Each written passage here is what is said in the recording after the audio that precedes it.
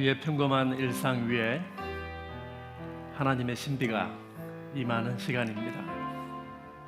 우리의 단식과 신음도 기도가 되는 시간입니다. 주님께서는 항상 우리에게 먼저 찾아오시는 임마누엘의 하나님이십니다. 그 하나님께서 오늘 저와 여러분을 예배로 초대하십니다.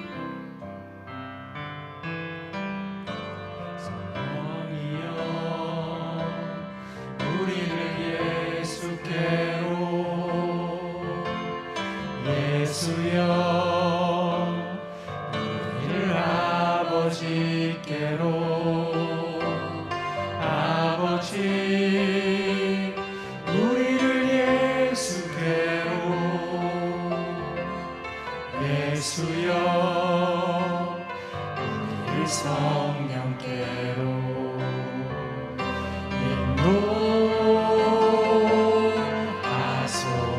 인도하소서. 친밀한 사랑으로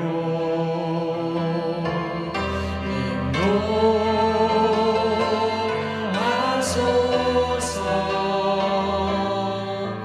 그 영원한 상임으로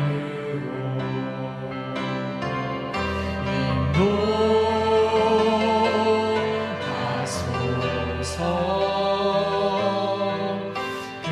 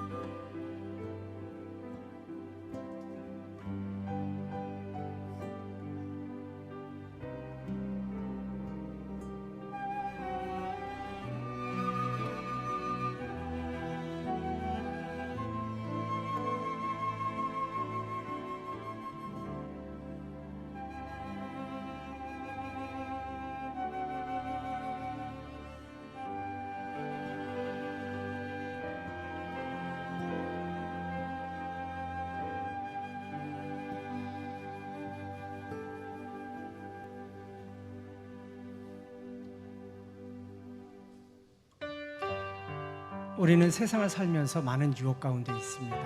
그 유혹을 이길 수 있는 방법은 주님을 바라보는 것입니다.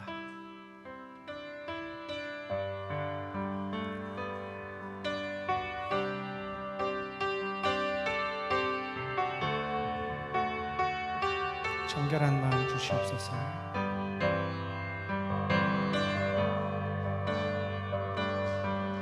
정결한 마음 주시옵소서. 오 주님, 정직한 영을 새롭게 하소서.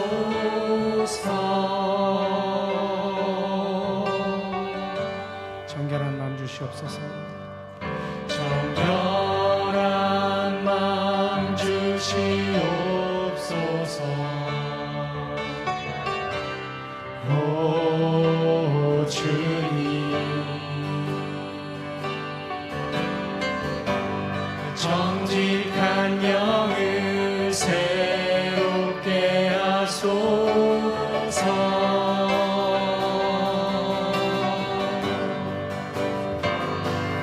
나를 주님 앞에서 멀리하지 마시고 주의 성령을 거두지 마옵소서.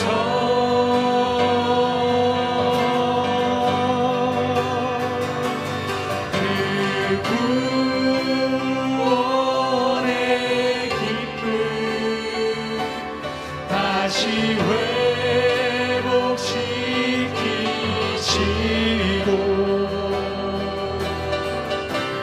변치 않는 맘 내 안에 주소서.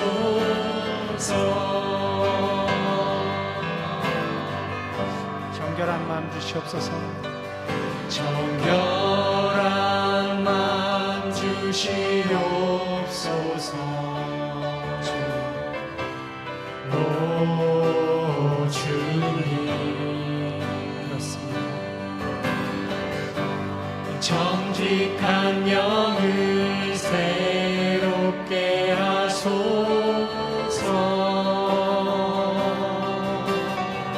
정결한 마음 주시옵소서. 정결한 마음 주시옵소서. 오 주님, 정직한 영을 새롭게 하소서.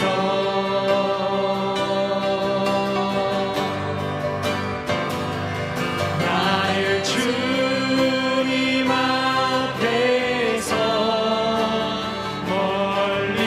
멀리하지 마시고 주의 성령을 거두지 마옵소서.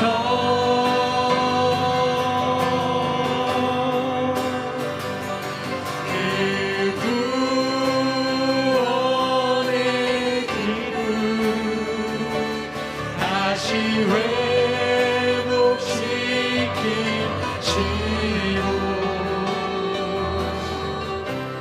변치 않는 맘 내 안에 주소서.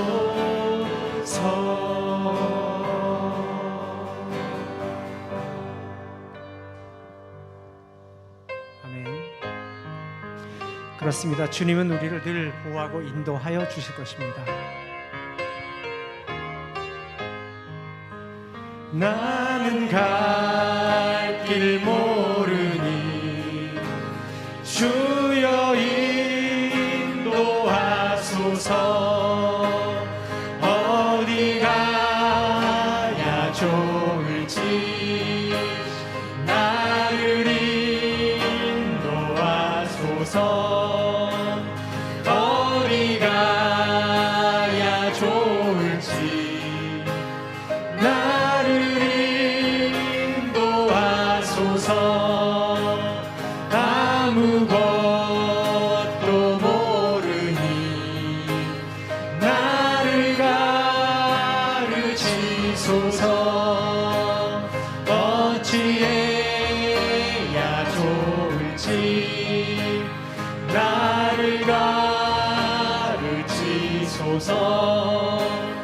어찌해야 좋을지 나를 가르치소서.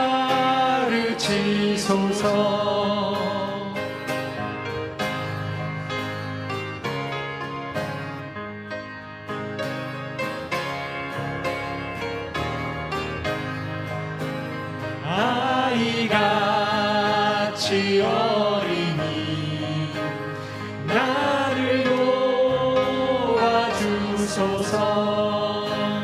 힘도 없고 약하니 나를 도와주소서. 힘도 없고 약하니 나를 도와주소서. 마음심이 슬프니 나를 위로하소서. 의지 없이 다니니 나를 위로하소서. 의지 없이 다니니 나를 위로하소서. 아멘.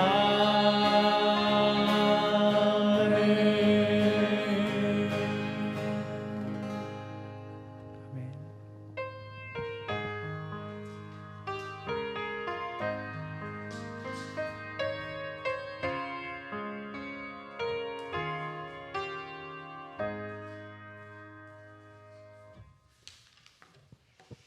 기도드리겠습니다. 선하심과 인자하심이 영원하신 하나님 아버지, 지리한 무더위와 팬데믹 가운데서도 이제 선선한 아침을 주시고 여기까지 인도하셔서 복된 예배의 자리에 있게 하심을 감사드립니다. 하나님께서 우리를 받아주셨고 그분의 작품이 되게 하셨으며 하나님 나라의 가족으로 삼아주셨음을 오늘도 기억하고 기뻐하며 찬양합니다. 특별히 76주년 광복절 이 아침에 이사야서를 묵상합니다. 이스라엘은 바벨론에서 해방된 감격 속에 귀환하였지만 오래 황폐된 예루살렘의 냉혹한 현실에 직면하여 했습니다. 하나님께서는 이사야를 통해 바벨론 포로의 고통이 다시 기억되지 않을 새 예루살렘을 창조하여 완전한 회복으로 기뻐하고 즐거워하게 하실 것을 약속하셨습니다. 이리와 어린 양이 함께 먹으며 사자가 소처럼 짚을 먹는 평화의 나라를 소망하게 하셨습니다. 그들이 부르기 전에 내가 응답하며 그들이 말을 마치기도 전에 내가 들어주겠다고 약속해 주셨습니다. 냉혹한 현실을 직시하면서도 이미 임한 하나님 나라의 운동원으로서 정체성을 잃지 않게 하소서. 완성될 그 나라를 바라보는 소망의 예배자로 소망의 날을 앞서 살아가게 하소서. 소망의 이유를 묻는 자들에게 대답할 것을 온유와 두려움으로 준비하게 하소서. 이미와 아직의 긴장 속에서도 신실하신 하나님을 신뢰하며 끝까지 신실하게 하소서. 창조주요 구속주이시며 언약의 신실하신 하나님 아버지, 오늘도 예배를 통해 우리가 주님을 찾는 것보다 더욱 우리를 찾기 원하시며 탕자의 고통보다 더 큰 고통으로 탕자를 기다리시는 하늘 아버지의 마음을 알아가게 하소서. 나들목 양평교회에 세우신 예촌, 서종, 물빛, 양평, 국수나눔, 아신, 쉼터, 남양주 7개의 가정교회가 예수를 깊이 생각하며 서로를 깊이 돌아보는 사랑의 공동체로 참된 회심과 진정한 부흥을 경험하게 하소서. 처음 사랑을 잃지 않으며 적은 능력으로도 주의 말씀을 지키며 주의 이름을 배반치 않는 신실한 교회 되게 하소서. 우리 명솔 해인 가족에게 새생명 도예를 선물로 주심을 감사드립니다. 건강하게 자라가게 하시고 이 가정에 특별한 긍휼을 베푸소서. 유정자매도 치료의 과정을 잘 견디며 이 가정에 강건함과 평화를 주소서. 우리 신영직 서정자 선교사님께도 회복과 함께 주님의 임재가 떠나지 않게 하소서. 오늘도 정성국 목사님을 통해 하나님의 말씀이 선포될 때 성령께서 각자에게 그리고 가정교회들에게 주시는 주님의 세미한 음성을 듣게 하소서. 예수 메시아 우리 주님의 이름으로 기도드립니다. 아멘.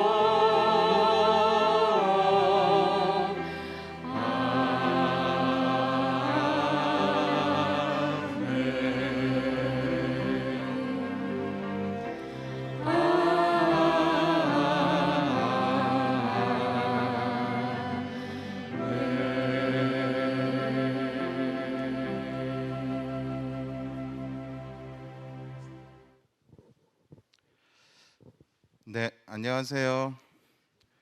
네, 머리가 짧아졌지만 같은 사람입니다.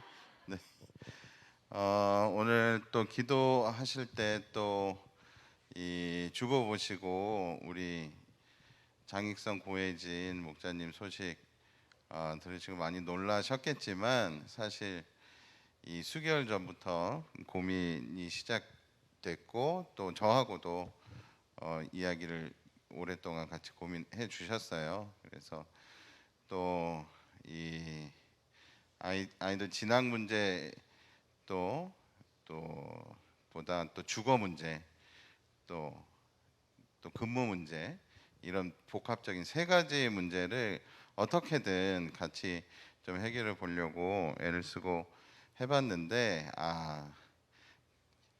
결국에는 그게 이제 잘 안 됐죠.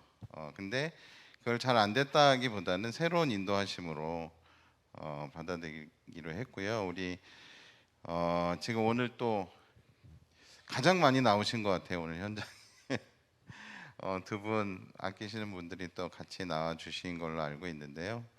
두 분 모셔서 좀 파송식이라고 이름을 지어봤습니다. 네, 보통 나들목에서 파송식은 목자로 세움 받는 분들인데 오늘 앞에 앉아서 제가 이런 생각이 들었어요. 야, 교회라는 것이 사람이 들어오고 또 사람을 세우고 사람을 보내는 것까지가 교회인데 사실은 성경이 가르쳐주는 것은 사람을 보내는 것까지가 교회인데 우리가 이것을 그렇게 아쉬워할 일만은 아니구나.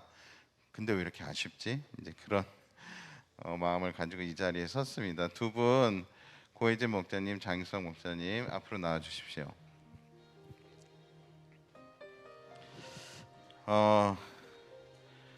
이게 어디에 잉크도 안 말랐다는 말씀 들어보신 적 있죠?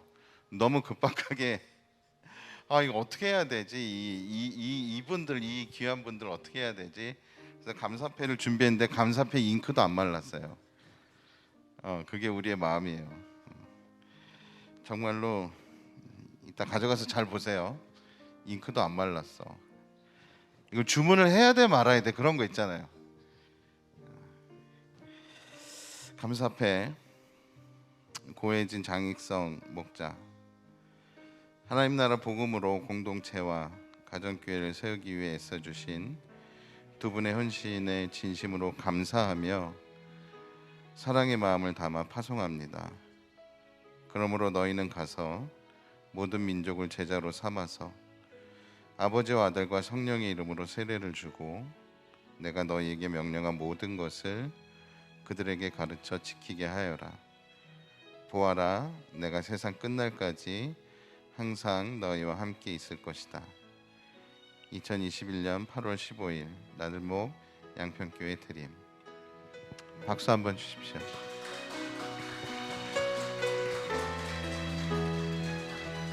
네, 앞에 보시고 우리 같이 좀 기도할 텐데 이게 나와서 막 이렇게 붙들고 기도하고 싶지만 그럴 수 없는 시대잖아요, 그렇죠? 온 마음으로 이 두 분의 어깨에 손을 얹어 주십시오.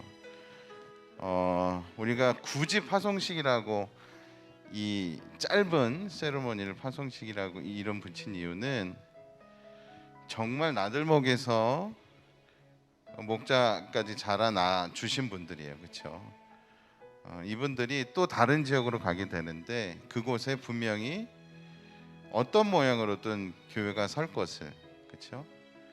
우리가 기대하는 마음으로 이 두 분을, 이 가정을 보내드립시다. 주님께서 우리에게 땅끝까지 가라고 하셨어요, 그렇죠? 모여 있을 땐 모여 있고 또 흩어질 땐 흩어져야 되겠죠. 그 연장선 상에서 같이 기도합시다. 주님, 이 목자 가정을 전주 지역으로 보내드립니다. 우리보다 애쓰시는 주님 인도해 주십시오. 기도하시겠습니다.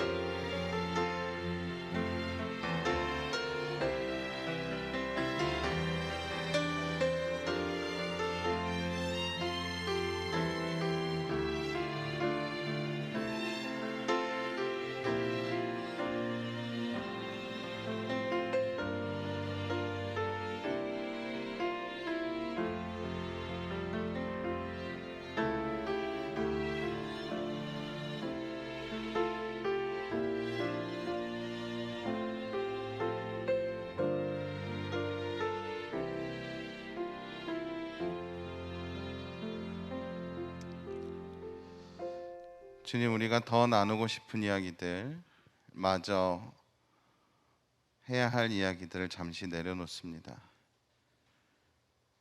주님, 우리가 오늘 이 예배를 통해 한 목자 가정을 또 한 지역으로 파송합니다. 주님, 축복하여 주시고 이들이 나들목 양평교회의 하나님 나라의 운동원으로 또 한 지역에서 교회의 터가 될 수 있도록 이 두 사람의 인생을, 이 가정의 앞길을 인도하여 주십시오. 그것을 위해서 이 땅에 오셨던 예수 그리스도의 이름으로 기도합니다. 아멘. 큰 격려의 박수 부탁드리겠습니다.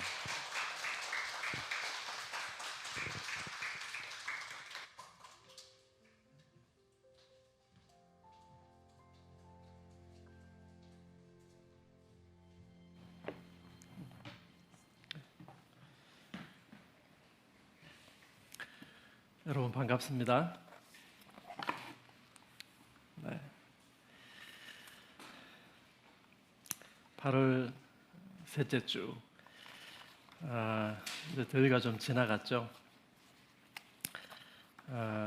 오늘 우리에게 주시는 하나님 말씀은 시편 25편입니다. 교환에 성경 본문이 기록이 되어 있습니다. 시편 25편, 저와 여러분의 한 절씩 교독하도록 하겠습니다. 여호와여, 나의 영혼이 주를 우러러 보나이다.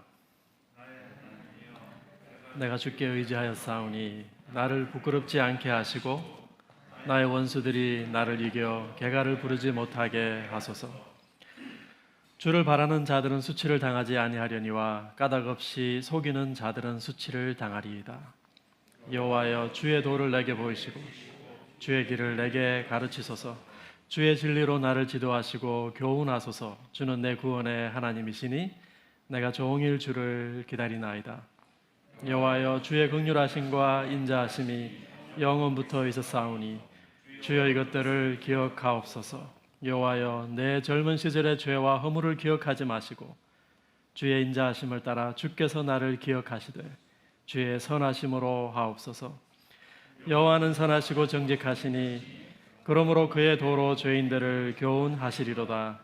온유한 자를 정의로 지도하시며 온유한 자에게 그의 도를 가르치시리로다.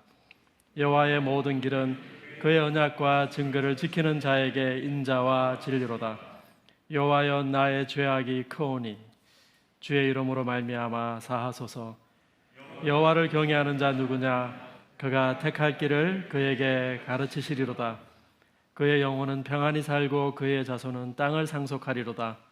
여호와의 친밀하심이 그를 경외하는 자들에게 있으며 그의 언약을 그들에게 보이시리로다. 내 눈이 항상 여호와를 바라보면 내 발을 그물에서 벗어나게 하실 것이미로다. 주여, 나는 외롭고 괴로우니 내게 돌이키사 나에게 은혜를 베푸소서. 내 마음에 근심이 많사오니 나를 고난에서 끌어내소서. 나의 공고와 환난을 보시고 내 모든 죄를 사하소서. 내 원수를 보소서. 그들의 수가 많고 나를 심히 미워하나이다. 내 영혼을 지켜 나를 구원하소서. 내가 주께 피하오니 수치를 당하지 않게 하소서.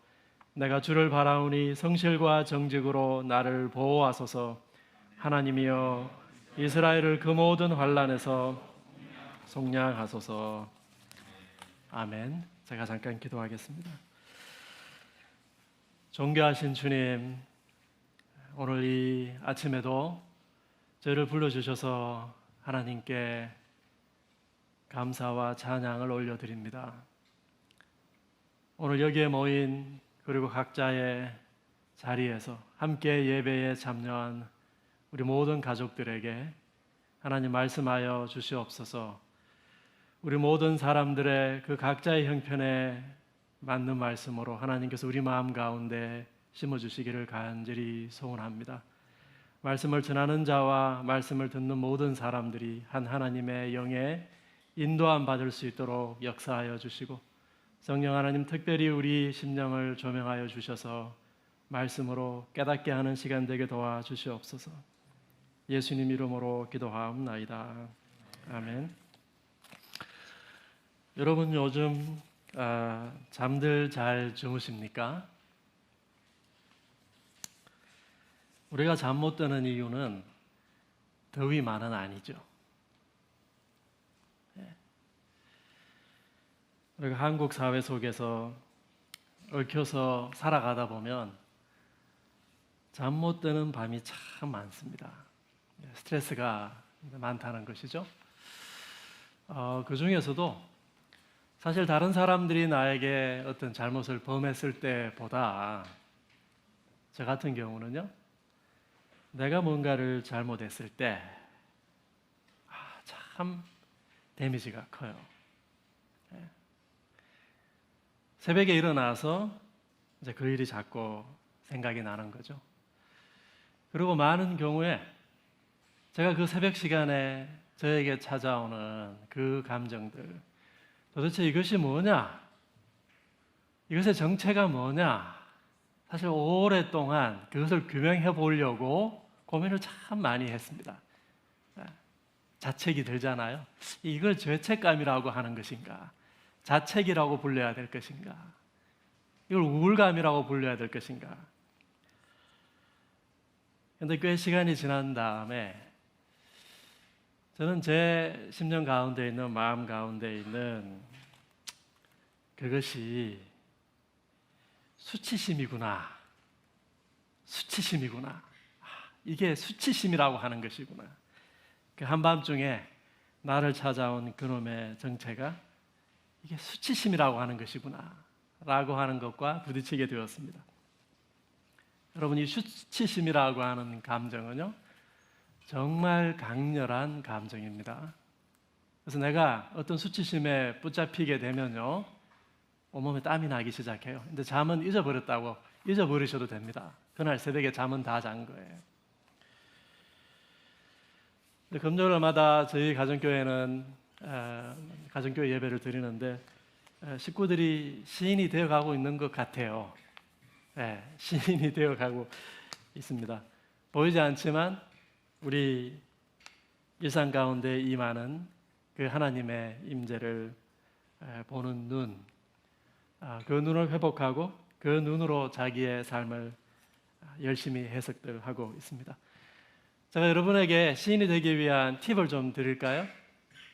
시인이 되기 위해서는요, 정직해야 됩니다. 아주 정직하게 자신의 내면에 있는 것이 이것이 무엇인지 아주 정직하게 들여다보고 그걸 대면해야 되거든요. 많은 사람들이 자기 속에 무슨 일이 벌어지고 있는지 사실은 아주 두리뭉실하게 그냥 쳐다보고 회피하는 경우가 많습니다. 정직해야 된다라고 하는 것 한 가지 하고, 또 한 가지 팁을 드리자면요, 무엇보다 시인은요, 언어의 직공이 되어야 됩니다. 내가 정직하게 직면한 그것을요, 가장 정확하게 표현해낼 수 있는 언어를 찾아야 돼요. 화려한 수사를 구사라고 하는 이야기가 아닙니다. 시인은 화려한 수사를 남들이 알아듣지 못하는 그런 화려한 수사를 구사하는 사람들이 아니고요, 정확하게 자기가 발견한 그 무언가를 담아낼 수 있는 한마디 언어를 딱 던져주는 사람이거든요. 제가 그 새벽에 부딪힌 내 마음 가운데 있는, 내 밑바닥에 있는 가장 내가 직면하고 싶어 하지 않는 그 내면의 정서는 수치심이었습니다. 수치심이 찾아올 때 정말 내가 힘들어하는 거예요.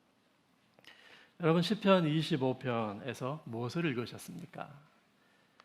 저는 수치심에 몸부림치는 한 인간을 읽었습니다.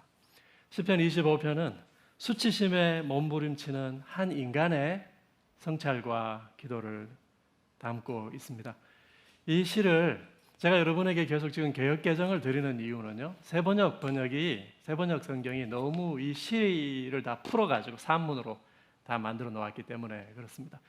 근데 원래 이 히브리어 원문을 보면요, 이 각 절의 첫 번째 글자가 히브리어 알파벳 순서대로 쭉 정렬이 되어 있습니다. 그리고 22절만 제외하고 마지막 구절 22절만 제외하고 다 그렇게 이제 되어 있는데요. 그 22절은 왜 거기에서 제외되었겠나? 그래서 여러 학자들이 이 1절부터 21절까지 이 시인의 자기 성찰과 기도를 이스라엘 공동체가 함께 모여서 예배 드릴 때 공동체의 이 기도로 전환시키기 위해서 22절을 추가했구나. 많은 사람들이 그렇게 추정을 합니다. 1절부터 7절까지 시인은 수치로부터 자기를 건져달라고 하나님께 기도하고 있습니다. 1절에서 시인은 하나님을 우러러보죠. 하나님의 도움을 기다리고 있다라고 하는 것입니다. 하나님이 건져주실 것을 신뢰하고 그분을 의지한다, 이렇게 고백하고 있죠. 무엇에서 건져주기를 바라고 있나요? 2절부터 3절까지 보면요, 부끄러움, 수치에서 나를 건져달라고 기도하고 있죠. 시인의 주변에는 원수들, 3절에 보면 까닭없이 속이는 자들이 그를 둘러싸고 있습니다.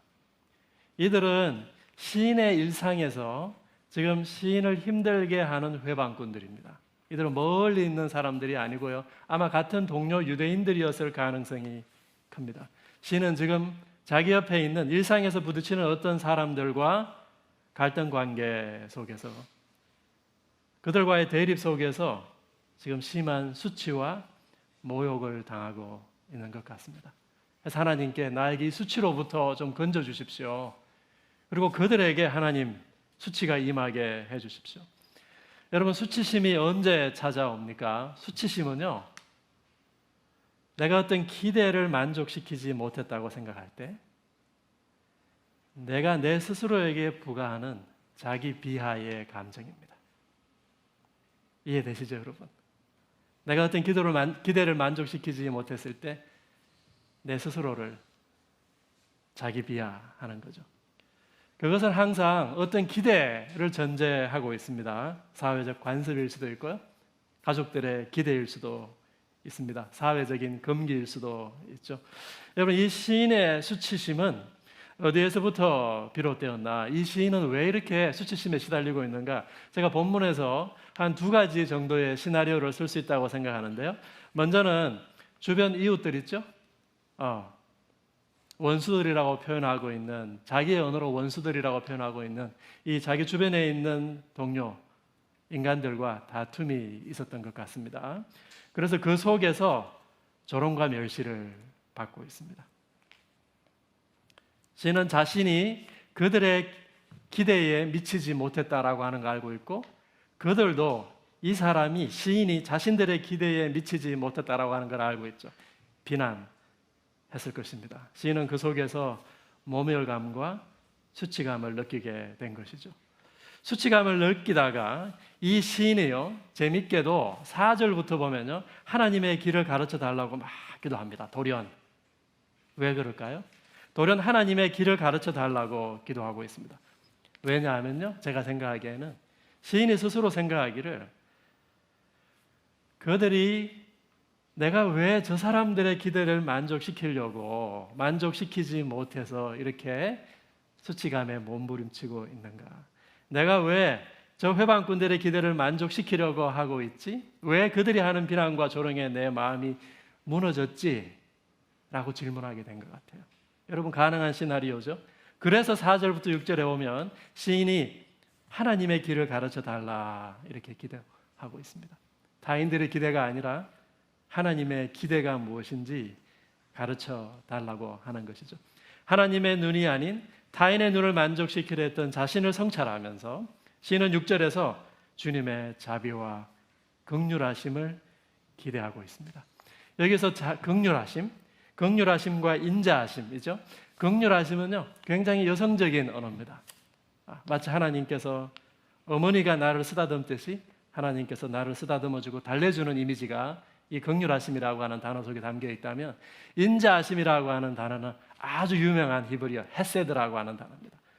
하나님 백성이 어떠한 상황 가운데 있든지 끝까지 찾아오셔서 끈질기고 강인하게 자기 백성을 구원하시는 하나님의 언약적인 사랑을 표현하는, 어떻게 보면 굉장히 강인한 남성적 사랑을 표현하고 있는 언어죠.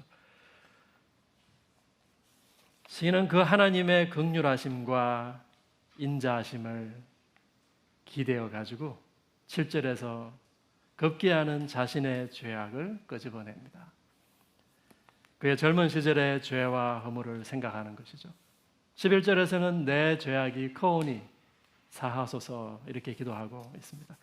그러니까 이 시인의 수치심의 발단은 주변 원수들의 기대를 만족시키려고 했던 시인 자기 자신의 모습, 그것에 어긋났을 때 주변의 원수들로부터 오는 조롱과 멸시. 근데 시인이 돌이켜보니 내가 왜 그들의 기대를 만족시키려고 하고 있지?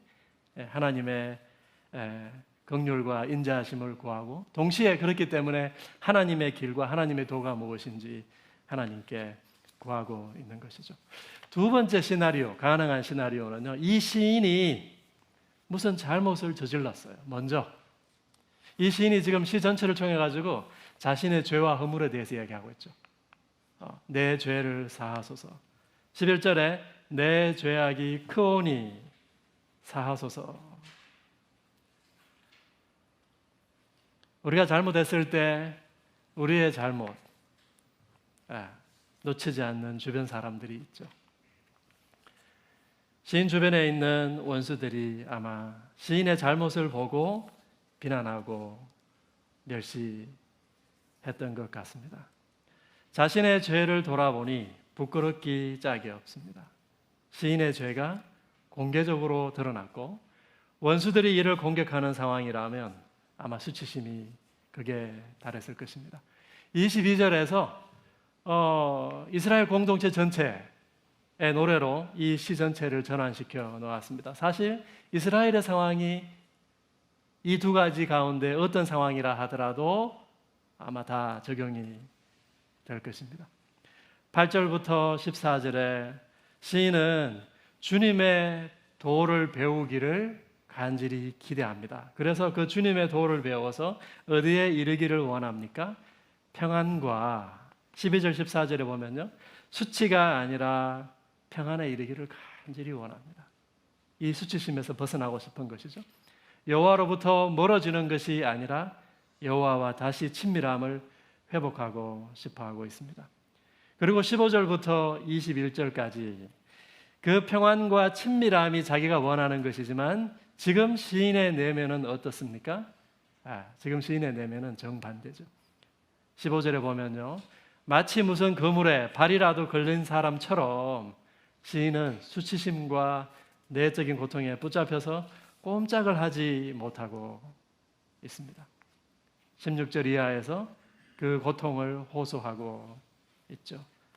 시인은 지금 외롭습니다. 수치심을 토로하는 사람의 또 다른 중요한 특징이 외로움을 호소하는 것입니다.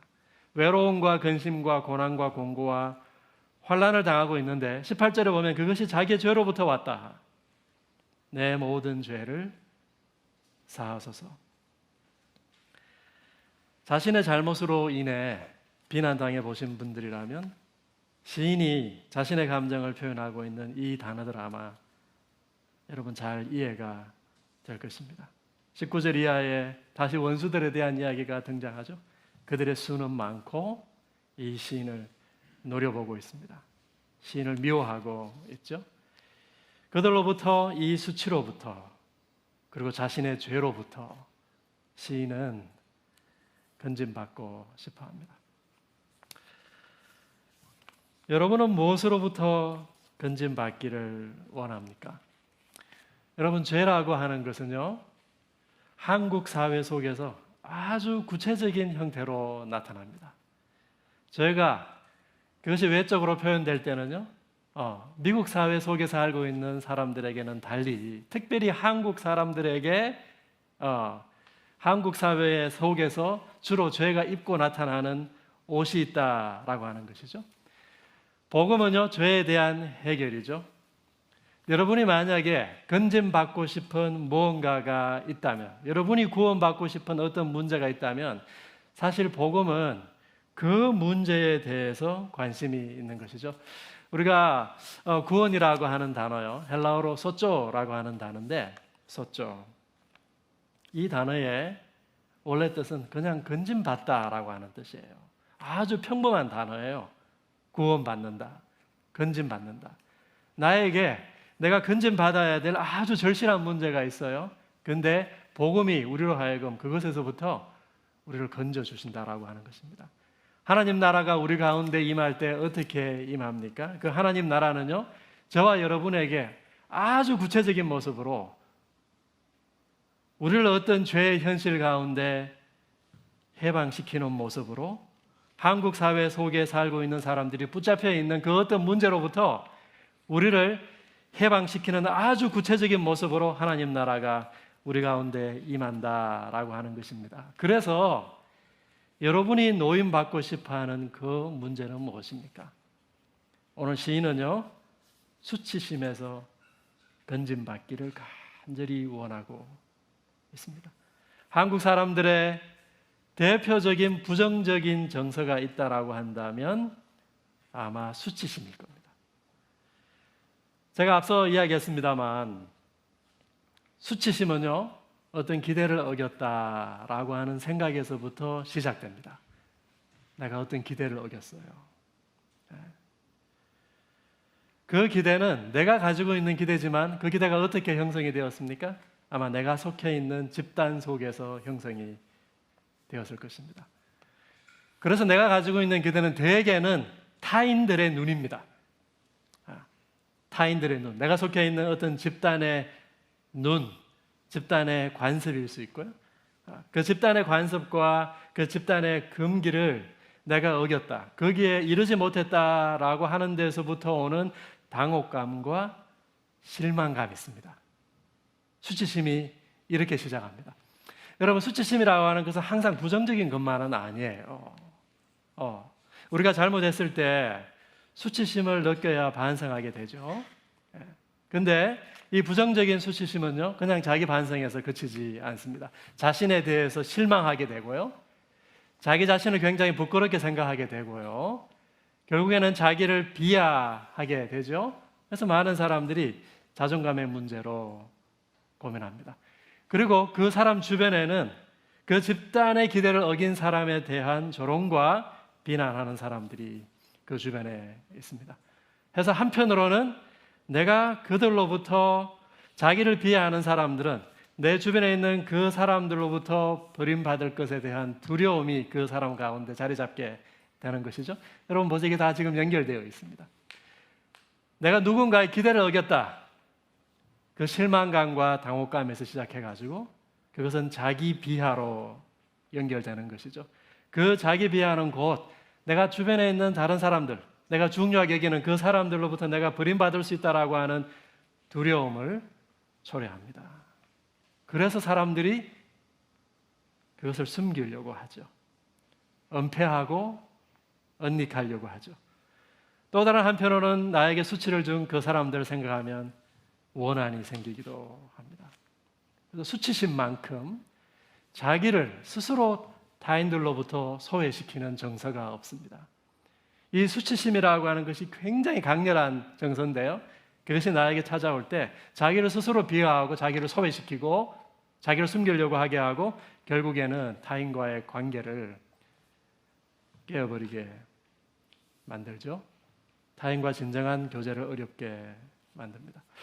제가 지금 수치심으로부터 시작해가지고 자기 비하, 버림받는 두려움, 자기 소외, 관계 단절, 이 수치심의 연결고리, 제가 이렇게 표현하고 싶은데, 여러분 이 가운데 어느 하나라도 해당이 된다면 혹시 여러분이 이 전체 연결고리 가운데 들어와 있는 것이 아닌지 한번 의심해 보면 좋을 것 같습니다. 수치심이 삶의 중요한 요소가 되는 특별한 문화권이 있습니다. 여러분, 우리가 체면 문화, 수치 문화 혹은 관계 문화 이렇게 부르는데요, 자기의 체면이 무엇보다 중요합니다. 여러분, 체면을 지키기 위해서는 어떻게 해야 됩니까? 수치를 멀리하고 명예를 쌓아야 되는 것이죠. 수치당하는 것, 자기 명예를 잃는 것이 무엇보다 두렵습니다. 수치를 당하느니, 그래서 많은 정치인들은요, 뭘 택합니까? 자살을 택하잖아요. 내가 살아서 수치를 당하느니 자살을 택하는 사람 우리가 여러 보았습니다. 이 체면 문화, 수치 문화는 종종 질서 문화와 비교됩니다. 여러분, 질서 문화의 특징은요, 옳고 그름의 분별, 이것이 굉장히 중요합니다. 옳고 그름의 분별. 우리가 어떤 일을 당했을 때 이게 옳으냐 그르냐 이걸 우선시하는 문화는 질서 문화라고 우리가 부르는 반면에, 이것이 나에게 수치가 되느냐 아니면 명예가 되느냐 이 생각을 먼저 하면요, 이걸 우리가 이제 체면 문화권의 중요한 특징이거든요. 이것이 혼재되어 있습니다. 무엇이 더 그 구성원들에게 중요한 기준이요 기대냐, 이제 그 차이인 것이죠. 질서 문화 속에서는 옳고 그름의 분별, 그리고 옳은 행동을 하는 것 굉장히 중요합니다. 그리고 잘못했을 때 뭐가 찾아오죠? 그 잘못에 대한 책임이 있는 거예요. 내가 보상을 하거나 아니면 처벌을 받거나 하는 행태로 그 잘못을 바로 잡으면 됩니다. 그래서 질서 문화 속에서는요, 개인이 중요합니다. 잘못을 한 개인, 그 개인의 행동과 개인의 책임이 중요해요. 그러나 체면 문화 속에서는요, 옳고 그름에 대한 분별도 중요하지 않지는 않습니다만, 무엇보다 중요한 것이 뭐냐, 체면 문화 속에서는요, 자기 얼굴을 잃지 않는 거예요. 그리고 다른 사람들과의 관계를 깨지 않는 것이 중요합니다. 그 집단 속에서 관계를 깨지 않고 타인들의 기대를 만족시키는 것이 무엇보다 중요하다라고 하는 것이죠. 질서 문화가 옳고 그름을 만족시키는 것이 최고의 가치라고 한다면, 그래서 관계 문화 속에는 타인의 기대, 그것은 종종 내가 속한 집단의 기대가 되는 것이죠. 집단의 기대를 만족시키는 것이 중요합니다. 그래야 내가 그 속에서 다른 사람들과 관계를 유지하고 살아가는 것이죠. 여러분, 관계를 유지한다는 것이 뭡니까? 내가 그 속에서 받아들여진다라고 하는 것입니다. 그래서 잘못을 했을 때 체면 문화 속의 사람들은 내가 처벌받고 보상해야 된다, 내가 이것에 대해서 책임을 져야 된다라고 하는 걱정보다 내가 잘못했을 때 내가 이 잘못 때문에 타인들로부터 내가 버림받는 게 아닌가 라고 하는 이 두려움 있죠. 이것이 무엇보다 중요합니다. 수치를 멀리하고 내가 명예를 획득하는 것. 여러분, 양평이 시골입니까? 도시입니까? 요즘도 가끔 양평에 나가보면요, 어느 집안에 누구, 어느 자식이 어느 대학에 합격했다더라, 혹은 어느 집안에 누구 자식이 어느 아들이 무슨 학위를 땄다더라, 무슨 어디에 무슨 공직에 올랐다더라, 당선되었다더라, 이런 플랜카드 자주 붙잖아요. 한국 사람들 아주 지독한 가족주의죠. 그 가족 구성원들이 가족의 명예를 높이기 위해서 다 같이 최선을 다해서 일하고, 그 가족의 개개인보다 우리 아들이 좋은 대학에 들어갔고 뭐 학위를 하든지 높은 자리에 올라갔으면 그것이 가족 구성원 전체 집단의 명예가 되는 것이죠. 집단이 중요한 것이죠. 질서 문화 속에 있는 사람들이 잘못을 했을 때는요, 그래서 내가 무슨 잘못을 했네, 잘못된 행동을 했어요, 내 책임이 이런 거네, 내가 어떻게 보상을 해야 되지? 이 걱정이 심한 것이죠. 그런데 아까 말씀드린 대로 체면 문화 속 사람들은 나의 잘못된 행동과 그 행동에 대한 책임 자체보다는 내가 다른 사람들로부터 부정당하는 느낌, 이것이 찾아오는 거예요. 그것과 싸우는 거예요. 거기서부터 시작해서 자기 비하와 자기 혐오, 그리고 은닉. 자기 비하하다 보면 여러분, 이게 내가 잘못된 행동을 했다라고 생각하는 것이 아니고, 그 잘못된 행동 때문에 사람들이 무슨 생각을 하냐면요, 내 자체가 잘못된 존재구나, 자기 자체를 부정하게 되는 거예요. 자기 자체를. 자아에 대한 심각한 손상이 있다라고 하는 것이죠. 여러분, 제가 지금 많은 설명들을 쏟아내놨는데 여러분 공감이 되십니까? 여러분 스스로에게 한번 물어보십시오. 내가 무슨 잘못을 했습니다. 지금 시인은 자기의 죄와 허물이 있다라고 이야기하고 있습니다. 우리가 무슨 잘못을 했을 때 여러분은 내가 무슨 잘못을 했다는 그 나의 행동 자체, 내가 어떻게 이 책임을 지금 다하지? 어떻게 내가 이것을 보상하고 책임을 질 수 있지? 그것에 대해 관심이 많습니까? 아니면 이거 사람들에게 알려지면 어떡하지? 우리가 교회 가운데요, 많은 사람들이 교회를 떠나는 것을 보면, 제가 과거에 그런 사람들을 많이 봤습니다. 뭐 교회 떠나는 이유 가운데 큰 이유 중에 하나가 이제 장로 선거 떨어졌다든가, 그건 많이 떠나잖아요. 예, 그건 뭐가 잘못됐는데요? 자기 완전히 체면을 잃은 거잖아요. 잘못을 했을 때도 마찬가지입니다. 내가 뭔가를 잘못했다, 하나님의 내가 말씀을 어겼다라고 하는 그 생각보다 이것이 같은 교인들에게 알려졌을 때 사실 우리에게 훨씬 타격이 오는 거예요. 이것이 수치 문화권, 체면 문화권 속에 살고 있는 사람들의 독특한 정서입니다. 여러분, 우리가 코로나 팬데믹 시대에 살고 있는데 확진자들이 왜 자기 동선 숨겨요? 그게 숨길 일입니까, 여러분? 무슨 코로나가 눈에 보입니까? 그런데 그것은 다 은폐하려고 해요. 내가 코로나 걸렸다라고 하는 것은요, 사람들이 1차적으로 그것에 대한 어떤 책임보다는 굉장히 그걸 수치스럽게 생각하는 거예요. 내가 부정 탔다라고 생각하는 거죠. 이러한 정서가 사실 우리 사회 속에 있습니다. 여러분은 혹시 이러한 수치심과 자기 비하, 자기 소외, 이러한 정서로부터 간절히 벗어나기를 원치 않으십니까? 이것으로부터 하나님께서 여러분을 구원해 주시기를 여러분 기대하지 않습니까? 성경은 여기에 대해서 뭐라고 이야기하는가? 제가 오늘 여러분과 그림 한 장을 보면서 같이 좀 이야기하려고 합니다. 주제가 좀 무거운 주제죠? 예. 그래서 제가 그림 한 장을 가지고 왔습니다. 17세기 화란 작가 렘브란트의 탕자의 귀환입니다. 여러분 많이 아시는 그림이죠? 여러분 이 그림을 잘 보십시오. 여러분 그림이 보이십니까? 제가 좀 비킬까요? 잘 보이십니까? 예. 이 그림 속에서 렘브란트는요, 죄인의 대명사 중에 대명사, 죄인 중에 죄인, 성경을 모르는 사람도 알고 있는 돌아온 탕자, 죄인 한 사람을 소환해 왔습니다. 여러분 이 사람, 이 그림 속에 있는 이 사람을 볼 때 이 사람이 지금 가지고 있는 지배적인 정서가 무엇일까요? 내가 지금까지 많은 잘못을 했는데 내가 이 잘못을 어떻게 책임지지? 어떻게 보상하지? 이 사람이 지금 이거 걱정하고 있을까요? 그렇게 보입니까, 여러분? 렘브란트는요, 이 돌아온 둘째 아들을 짐승처럼 그려놨어요. 가죽이 벗겨진, 여러분 머리를 한번 보세요.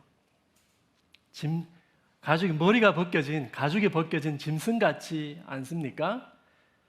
정말 불결하고 더럽지 않습니까, 여러분? 이 아들이 뭘 해결하고 싶을까요, 지금? 여러분은 뭘 해결하고 싶으세요? 예수님이 여러분의 죄의 책임을 다 대신 지셨대요, 십자가에서. 여러분의 고민이 그것으로 다 끝이 났습니까, 여러분? 이 그림 속에서 아버지는 이 아들의 무엇을 해결해 주고 싶은 걸까요? 네 허물에 대한 책임 내가 다 면제해 줄게. 그걸 설명하고 싶을까요? 이 아들이 가지고 있는 수치와 자기 비하와 아버지로부터 버림받을 것 같은 이 두려움과 불안을 씻어줘야 되지 않겠습니까, 여러분? 이것이 아버지의 마음 아닐까요? 우리는 성경시대 사람들의 세계를 매우 단순화시켜서 이해합니다. 고정관념 속에서 항상 접근해요. 그런데 1세기 문화는요, 구약의 유대인들의 세계는 더 그러하고요, 지독한 수치와 명예사회였습니다. 지독한 수치와 명예사회였습니다. 그 사람들이 가장 싫어하는 것이, 건전받고 싶은 것이 뭐냐? 인간관계 속에서도 항상 문제가 되는, 내 가운데 해결되지 않는 가장 근본적인 정서, 그게 수치심이었습니다. 탕자는 지금 숨고 싶은 것이죠. 아버지와 저기 멀찌감치 서 있는 큰아들 한번 보십시오. 그들에 비하면 자기는 너무나도 더럽고 지저분합니다. 시편 가운데 회개시, 대표적인 회개시에 해당하는 시가 시편 51편입니다. 오늘 우리가 앞서 찬양 같이 했습니다. 다윗이 밧세바를 범한 다음에 하나님 앞에 회개하는 시죠. 여러분 그 회개 시 잘 한번 같이 한번 봅시다. 51편 다윗이 자기 자신의 상태에 대해서 뭐라고 묘사하느냐라고 하는 겁니다. 51편 1절부터 우리 한번 읽어볼까요? 같이 한번 읽어보겠습니다. 시작. 하나님이여 주의 인자를 따라 내게 은혜를 베푸시며 주의 많은 긍휼을 따라 내 죄악을 지워주소서. 나의 죄악을 말갛게 씻으시며 나의 죄를 깨끗이 제하소서. 우슬초로 나를 정결하게 하소서. 내가 정하리이다. 나의 죄를 씻어주소서. 내가 눈보다 희리이다. 나의 죄악을 말갛게 씻겨달라. 씻겨달라. 우슬초로 정결하게 해달라. 그러면 내가 정하리이다. 눈보다 희리이다. 내 안에 정한 마음을 창조해 주십시오. 이건 뭐예요? 내가 지금 더럽고 지저분하다라고 하는 겁니다. 여러분 더럽다라고 하는 것은요, 내 얼굴에 지금 똥이 묻었어요. 이것은 어떤 죄에 대한 책임을 묘사하려고 하기보다는요, 그 죄로 인해서 나의 마음속에 내 심령 가운데 내가 떨치지 못하고 있는 수치심을 묘사하고 싶은 거예요. 내가 더러운 거예요. 얼굴에 똥 묻히고 그냥 밖에 지금 걸어 다니고 있는 거예요. 이 수치심은 죄 그리고 우리의 허물과 아주 깊은 관계가 있습니다. 제가 지금까지 이 수치에 대한 심리적, 문화적인 설명을 했다고 한다면요, 사실 지금부터 이 수치심에 대한 제가 신학적 설명을 들어가려고 합니다. 이 수치심이 도대체 어디에서부터 왔는가라고 하는 거예요. 성경은 그것이 우리의 죄와 아주 깊이 연관되어 있다라고 이야기합니다. 오늘 시인은요, 자기의 죄와 허물을 하나님 앞에 고백합니다. 우리가 죄를 범했을 때, 우리에게 허물이 있을 때, 여러분 경험적으로도 아마 이 시인과 같은 감정을 경험했을 것입니다. 우리에게 수치심과 자기 비하와 내가 이런 사람이다라고 하는 거예요. 내 존재 자체를 부정해버리는 거예요. 행동 하나를 집어서 내가 이 잘못했지 이게 아니고, 내가 잘못된 행동을 했다라고 하는 게 아니고요, I did the wrong things가 아니고 I am wrong. 내가 잘못된 존재인 거예요. 이걸 부끄러워하는 거예요. 이게 여러분의 문제라고 한다면 이것으로부터 건진받아야 구원이죠, 여러분. 그렇지 않습니까? 이것이 우리에게 필요한 구원일 겁니다. 우리는 예수님이 십자가 위에서 우리 죄를 대신 지심으로 우리 죄의 책임을 면제해 주시고 우리 대신 보상했다, 이렇게 배웠습니다. 이것은요, 예수님의 십자가 사역을 지나치게 질서문화권 속의 문법을 가지고 설명한 거예요. 질서문화 속에서 개인의 잘못된 행동 하나만을 놓고 그걸 어떻게 책임질 건가, 그 잘못에 대해서 어떻게 보상할 건가라고 하는 관심만을 가지고 예수님의 십자가 대속을 설명했다라고 하는 것이죠. 하나님께서 그 죄의 책임을 면하심으로 우리를 용서해 주셨대요. 그래서 책임질 필요가 없대요. 우리 잘못에 대해서 책임질 필요가 없대요. 용서해 주셨기 때문에. 여러분, 죄의 책임을 벗었다고 해서 수치심마저 사라졌습니까? 여러분 스스로에게 질문해 보세요. 아닙니다, 여러분. 용서받았다고 수치심마저 사라진 것이 아니다라고 하는 겁니다. 오히려 이 수치 문화권 속에 있는 사람들 참 독특한데요. 말로 시시비비 가리는 거, 그거 자체를 불편해해요. 제가 어릴 적에 우리 마을 굉장히 일차적인 관계 속에서 제가 살았습니다. 한 20집 정도밖에 안 된 조그마한 어촌 마을이었는데요. 사실 지금도 가면 그 마을 구성 가운데 3분의 1은 저희 친척이에요. 뭐 큰아버지, 작은아버지, 그리고 우리 동네 어촌계장님은 저희 어머니를 또 고모라고 불러요.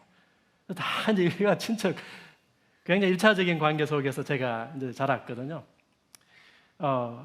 제가 저희 가정에서도요, 뭔가를 잘못했을 때 그것을 사과하고 용서하고 그런 문화 속에서 제가 자라지 않았습니다. 이 수치 문화권 속에 자란 사람들에게 누군가를 내가 용서한다는 것은요, 사실 좀 주제넘는 거예요. 왜냐하면요, 그를 용서한다라고 하는 것은 다시 그의 잘못을 다시 한번 드러내는 거거든요. 그것은 그 사람에게 다시 수치를 주는 일이에요. 그 일 자체를 드러내는 것이. 그리고 용서해 줬다고 해가지고 책임은 면했을지 몰라도 그 사람에게 남아있는 그 수치심은 사라지지 않는 거예요. 잘못을 바로잡는 것보다 서로의 체면을 배려하고 관계를 유지하려고 하는 욕구가 훨씬 더 강했던 겁니다. 이게 지나치다 보니 우리 가운데 사실 그걸 덮고 가려고 하고 숨기려고 하고, 이게 바로 체면 문화 속에 살고 있는 사람들의 문제입니다. 제가 지금 여러분에게 말씀드리려고 하는 내용은요, 우리 죄에 대한 용서, 그 죄의 결과에 대해서 예수님이 대신 책임져 주신 거 굉장히 중요합니다. 우리 죄의 목록에서, 회개장부에서 예수님 십자가 때문에 하나님이 그 죄의 책임을 다 면해 주셨어요. 지워 주셨다고요. 굉장히 중요합니다. 제가 그 중요하지 않다라고 말하는 거 아니에요. 그런데 그것만큼 중요한 것이 뭐냐? 그 죄가 우리에게 남긴 수치심의 해결이다라고 하는 거예요. 내 책임은 면했는데 내가 그런 행동하는 것 보니 내가 정말 형편없는 놈이구나.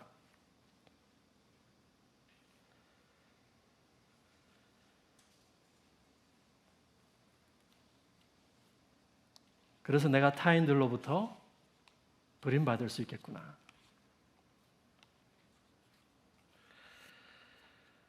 죄와 허물은 우리 가운데, 우리의 마음, 심령 바닥 가운데, 특히 체면 문화 속에 살고 있는 저와 여러분의 심령의 바닥 가운데 수치심이라고 하는 숙제를 남겨놓았습니다. 좀 더 근본적으로 보면요, 사실 이 수치심이 왜 생겼는가? 제가 서두에 수치심은요, 어떤 기대에 미치지 못한다라고 하는 자기 실망감에서 시작됐다고 했잖아요. 내가 어떤 기대에 미치지 못하구나. 이게 문제는 여기 자기 기대라고 하는 이 표현 속에 있습니다. 자기 기대. 처음부터 잘못된 자기 기대를 가지고 있는 사람들이 많은 거죠. 그게 왜 형성이 되었을까요? 죄는요, 인간의 행동만을 삐뚤어지게 만든 게 아니에요. 죄는요, 인간 전체를 바꿔놓은 거예요. 죄는 인간 전인을 붙잡고 있는 거예요. 어떻게 하도록? 하나님을 모욕하고 자신을 높이도록 죄의 세력이, 아주 강력한 죄의 힘이 인간 전체를 붙잡고 있는 것이죠. 하나님을 모욕하고 자기를 높이도록. 그래서 인간으로 하여금 인간의 자아 이미지를 지나치게 내가 하나님이지, 인간이 지는 자아의 가장 가운데 부분을 망가뜨려 놓은 것이죠. 잘못된 자아에 대한 이미지를 가지고 있는 사람들은 반드시 잘못된 자기 기대를 가지고 있습니다. 그리고 사람들은 다 그 자기 기대를 만족시키기 위해서 살아가잖아요. 그런데 잘못된 자기 기대를 장착하고 있으니 그 자기 기대를 어떻게 만족시키겠어요? 날마다 자기 기대에 이르지 못하죠. 날마다 자기 기대에 이르지 못하는 거예요. 자기 기대를 만족시키지 못한다라고 하는 그 실망에서 오는 수치심과 자기 비하와 타인들로부터 버림받는 두려움 가운데 살아가는 것이죠. 그렇기 때문에 그 수치심의 근원은요, 우리를 붙잡고 있는 죄의 힘입니다. 그거 직면하셔야 돼요. 내가 한 어떤 한 가지 죄의 행동과 허물이 나에게 수치심을 남기기도 하지만 좀 더 근본적으로 나에게 일그러져 있는 자아에 대한 이미지, 잘못된 자기 기대, 거기서부터 수치심이 생겨난다라고 하는 것이죠. 그래서 결국 죄는요, 공동체 속에서 모든 관계를 파괴합니다. 왜냐하면 수치심을 가지고 있는 사람은 자꾸 숨거든요. 부끄러워서 자기를 내어놓지 못합니다. 스스로 자기를 소외시키죠.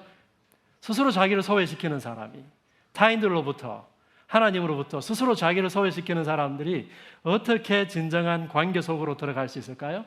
수치심은요, 관계를 파괴하는 힘이 어마어마합니다. 창세기에 보면 아담과 하와가 죄를 지었습니다. 그 죄를 지은 아담이 하나님 앞에 보인 첫 번째 반응은 무엇입니까? 죄책감입니까? 아니에요. 아담과 하와는요, 부끄러워서 숨었습니다. 자기가 부끄러운 거예요. 왜 부끄럽습니까? 하나님의 기대를 만족시키지 못한 것이죠. 내가 하나님으로부터 버림받을까 두려운 것이죠. 자기를 숨겼습니다. 첫 인간이 죄 지은 다음 그 반응에 대해서 성경은 죄책감보다는 수치심에 대한 이야기를 우리 가운데 끄집어내고 있습니다. 그리고 그것이 어떻게 관계를 파괴하고 자기 소외로 이어졌는지 우리에게 이야기해주고 있는 것이죠. 그러면 이 수치심 가운데 허덕이고 있는 우리를 하나님께서는 어떻게 건지기를 원하시나? 이것이 오늘 우리의 절실한 질문이지 않겠습니까? 오늘 시인이 하나님 앞에 나와서 하나님 앞에 기도하죠. 오늘 16절에 보니까요, 시인이 이렇게 기도합니다. 주님, 나에게로 돌아오십시오. 나에게 돌아오셔서 어떻게 해달라고요? 나와 함께 해달라고요. 나와 함께 해달라고. 수치심을 가지고 있는 사람들, 자기 비하하는 사람들, 스스로 소외시키는 사람들, 거절당할까 두려워하는 사람들 주변에는요, 몸은 같이 있어도 그 주변에 사람이 없습니다. 사람이 없어요. 그 사람이 수치심으로부터 노임받는 시작이 그렇기 때문에 그 사람 옆에 진정으로 누군가가 가 있어줘야 되는 겁니다. 그 사람이 혼자 거기서 헤어나오지 못할 때요, 누군가 진정으로 그 사람 옆에 가 있어줘야 되는 거예요. 시인은 하나님 앞에 도움을 요청하고 있습니다. 1절에서 하나님을 바라보고 하나님을 우러러서 주님 나에게 돌아와 주십시오 이렇게 기도하고 있습니다. 14절에 보면요, 그 하나님과의 다시 그 친밀한 관계 회복하기를 간절히 소원하고 있는 것이죠. 여러분이 수치를 당하고 있을 때 누군가 여러분 옆에 와서 여러분이 부정하다고 생각하지 않고, 여러분이 더럽다고 생각하지 않고 여러분 곁에 누군가가 있어준다면 여러분 정말 큰 용기를 얻겠죠. 그렇죠? 그런데 그 옆에 와주는 사람이 정말 멀쩡한 사람이에요. 그 사람이 멀쩡하면 멀쩡할수록 수치당하고 있는 사람이 더 용기를 내지 않겠습니까? 내가 잘못이 있어서 지금 수치를 당하고 있지만 그래도 내가 괜찮은 사람일 수 있겠구나. 시편 기자가 이 수치심에서 구원해 달라고, 하나님 내 옆에 좀 와서 앉아 달라고 기도하고 있습니다. 그런데 이 기도의 완전한 응답, 하나님께서 우리에게 어떻게 이 기도에 대해서 완전하게 응답해 주실까요? 우리는 예수님의 사역을 통해서, 특히 그의 십자가를 통해서 하나님께서 우리의 모든 문제에 대해서 궁극적인 답을 주셨다라고 믿는 사람들이에요. 예수님의 십자가. 여러분, 예수님의 별명이 뭡니까? 신약 성경 시작할 때부터 예수님의 별명은요, 임마누엘입니다. 임마누엘. 우리와 함께 하시는 하나님이다. 예수님의 공생애 중에 유독 예수님께서 논쟁거리가 되는 행동들을 많이 하셨거든요.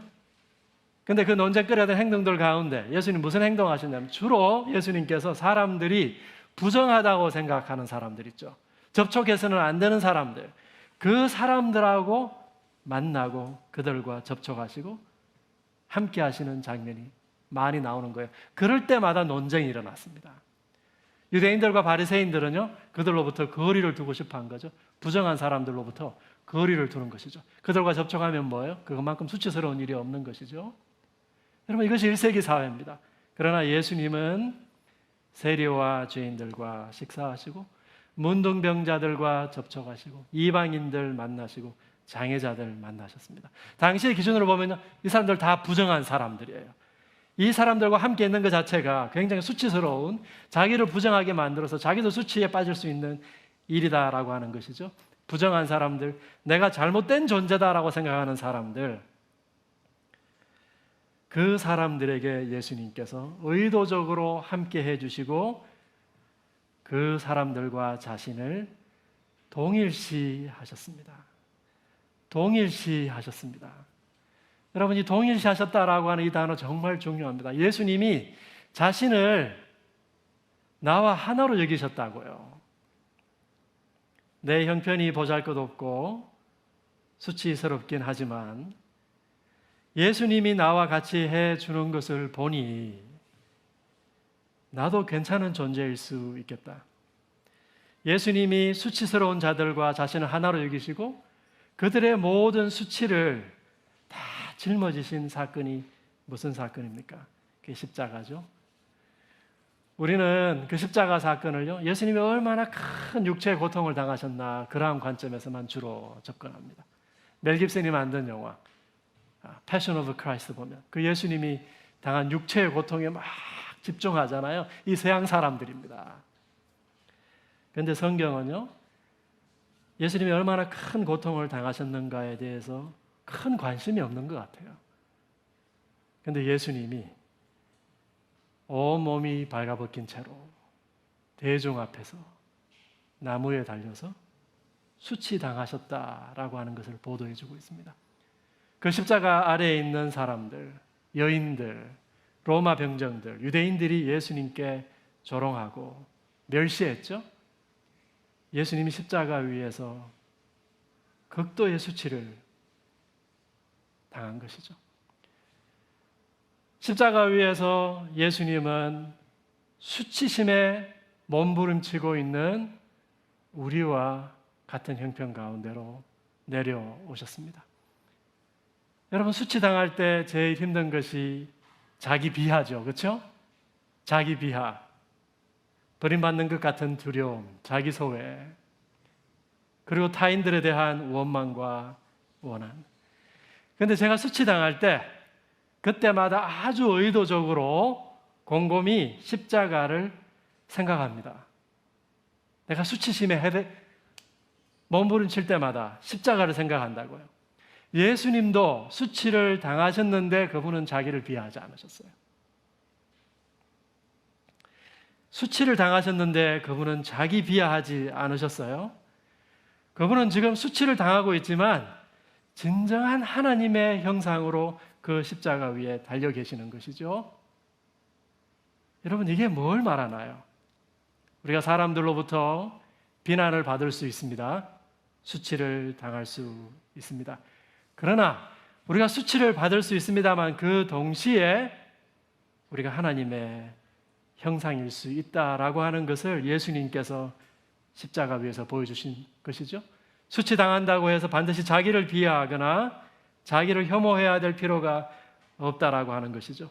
수치를 당한다고 해서 내가 버림받지 않는다라고 하는 것입니다. 다시 말해서 예수님은 수치심으로 가득 차 있는 우리에게 찾아오셔서 우리보다 더 큰 수치를 당하시는 분으로 우리에게 찾아오셔서 우리가 괜찮다라고 하는 거 말씀해 주신 거예요.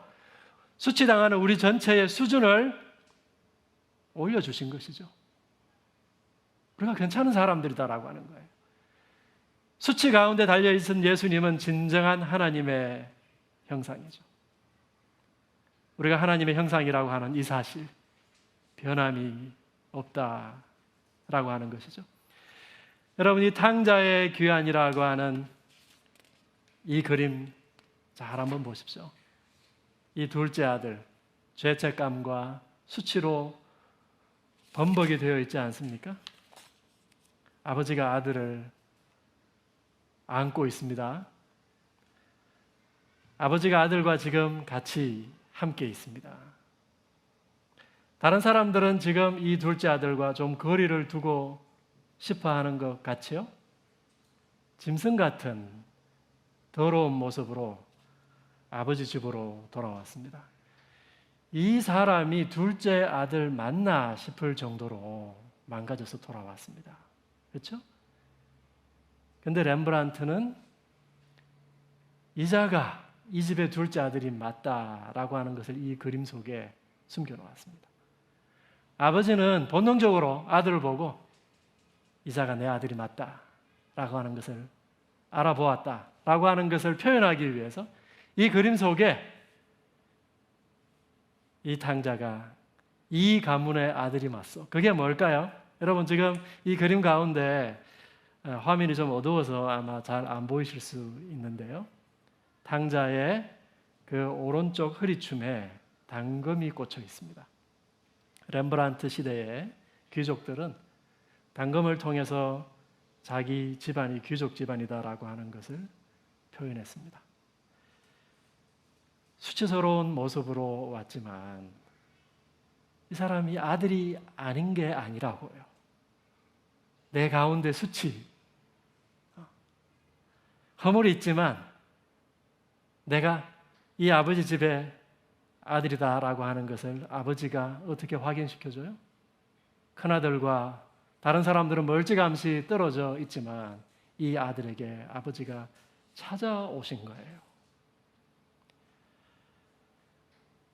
누가복음 15장, 탕자의 비유가 담긴 이 누가복음 15장의 1절은요. 왜 예수가, 너희 선생 예수가 세리와 죄인과 함께 식사하느냐라고 하는 유대인과 바리새인들의 질문으로 시작합니다. 세리와 죄인들의 자존감이 좀 올라갔겠죠? 왜 그렇습니까?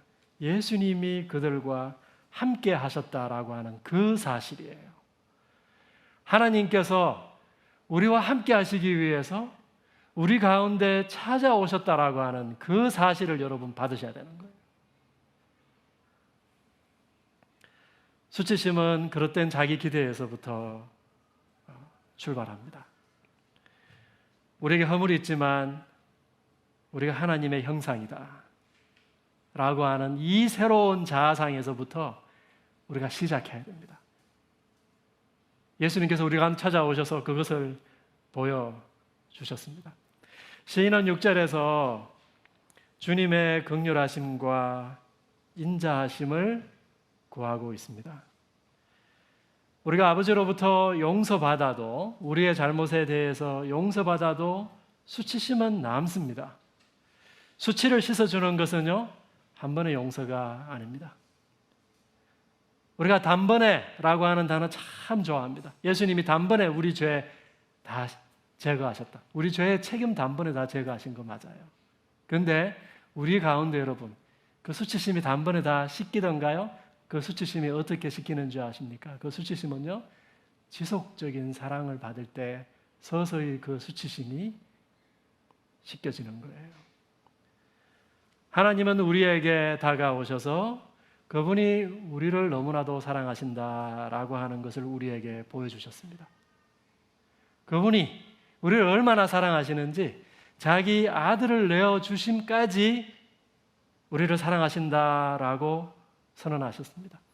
이 탕자의 비유 가운데에서도요, 이 아들이 아버지에게 얼마나 큰 모욕을 줬는지 몰라요. 아버지 살아있는데 유산 달라고 그러고요. 이 동네 가운데에서 아버지를 얼마나 모욕해 한지 몰라요. 이 아들이.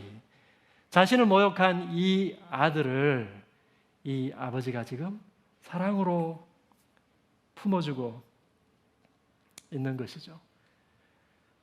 하나님께서 우리를 사랑하신다라고 하는 표현을요, 그 십자가 위에서만 표현하셨을까요? 그 십자가 이후에는요, 표현 안 하시나요? 하나님은 지금도 날마다 우리의 짐을 대신 지심으로, 우리의 상처를 싸매심으로 우리를 향한 그분의 사랑을 보여주시는 것이죠. 시인은 6절에서 주님의 긍휼하심과 인자하심에 대해서 이야기하고 있습니다. 긍휼하심은 어머니와 같은 자비, 인자하심은 아버지의 강인한 사랑을 이야기한다고 했잖아요. 여기 탕자의 귀환, 이 그림 속에 자세히 보면요, 이 아버지를 잘 보세요, 여러분. 이 아버지 눈 보세요. 아들을 얼마나 눈이 빠지게 기다렸던지, 이 지금 눈을 떴는지 안 떴는지 분간이 가지 않습니다. 아버지가 굳게 입을 다물고 있죠. 이 아버지 말이 없습니다. 앞으로도 말 안 할 거예요. 너 왜 그랬냐? 재산은 다 어떻게 했니? 어떻게 나에게 그런 수치와 모욕을 주고 갈 수 있니? 그런 말이 없습니다. 앞으로도 그 이야기 하지 않을 것입니다. 그리고 이 두 손을 보십시오. 입이 말하고 있지 않는 대신 손이 말하고 있습니다. 여러분 자세히 보시면 아버지의 두 손 가운데 왼손은 남성의 손이고 오른손은 여성의 손입니다.